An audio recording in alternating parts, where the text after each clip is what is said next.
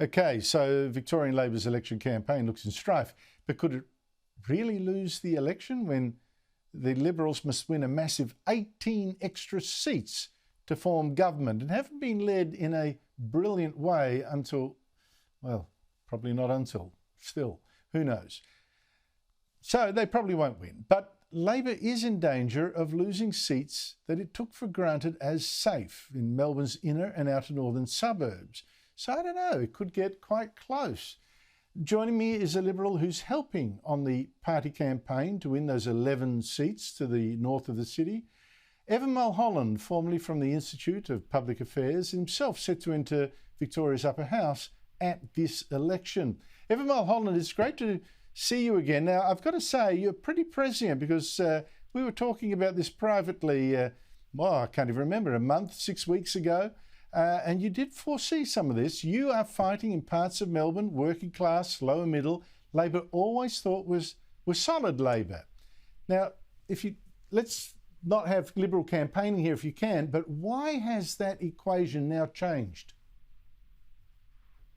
Well, it's changed for two reasons, and those would be neglect and the lockdowns. Neglect in that Labor have taken these areas for granted. In a lot of areas in the north and the west of the city, you've got big Labor 20% margins. So they take them for granted. They fly in inner city factional picks into those safe seats and they neglect those seats. Most of those people don't even live in the areas they're seeking to represent. You've got promises like the Melton Hospital or the Wallan Diamond ramps onto the Hume in the outer suburbs that Labor are taking to the election for a second or third time, having promised it over and over and over again, and people see through that. The second thing is Daniel Andrews' world's longest lockdown. If you were in the inner city, you could sit in your pajamas all day on your laptop on Zoom meetings and watch Netflix. If you're in the outer suburbs, you live in multi-generational homes where you don't have a spare room for a home office. Usually people are on a single income working with their hands with big families that they have to teach from home.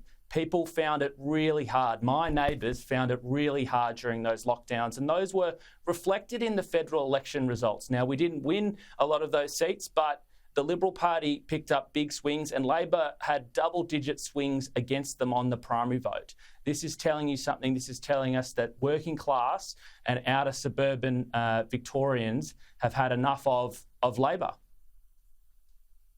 Now, we've seen something going on in a big picture ever since the Howard Battlers phenomenon. Increasingly a sort of switching of roles. Labor increasingly representing the more privileged inner urban people, including quite rich people now.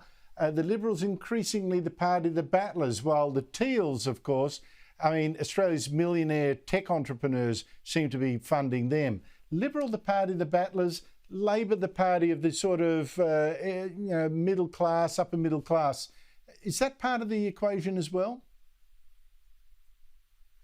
I think you're seeing more people from the middle class and the outer suburbs look to the Liberal Party because the Liberal Party is talking about their issues. They're coming up to me as I'm knocking on doors talking about the cost of living. And just at the time where people are tuning into politics, we're seeing Daniel Andrews face a fourth IBAC inquiry, but you're seeing the Liberal Party announce policies that deal with the cost of living, like $2 transport fares, expanded bus routes, freezing of water bills.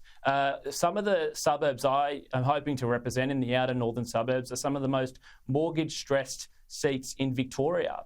Cost of living is a real issue, and so is the health crisis. And when the Liberal Party are promising, new hospitals in their neighbourhoods, it means a lot more than what Daniel Andrews is promising, new dog parks for the inner city. Well, I said no politicking, but that was a good line. Just finally, Evan, 18 seats is going to be a huge margin to make up. Let's not get crazy here. But how many seats do you think the Liberals could pick up on current trends? Well, Andrew, I'm not a commentator anymore. I'm a political candidate, so I won't get into what seats, but I will say elections are about priorities, and there are priorities at play in this election. Daniel Andrews wants to build a $35 billion train line from Cheltenham to Box Hill. We want to build new hospitals. But also, it's important, if you want to change the government, you do actually have to to vote Liberal, both in the lower house and the upper house. That's the only way to change the government. People were shocked in 2018, especially with the group voting tickets and the preference whispering, to vote for supposedly right-wing freedom parties and end up helping elect left-wing independents or even Labor. I think that's an important point. Be very careful where your preferences go. Evan Mulholland, thank you so much indeed for your time. We look on with interest.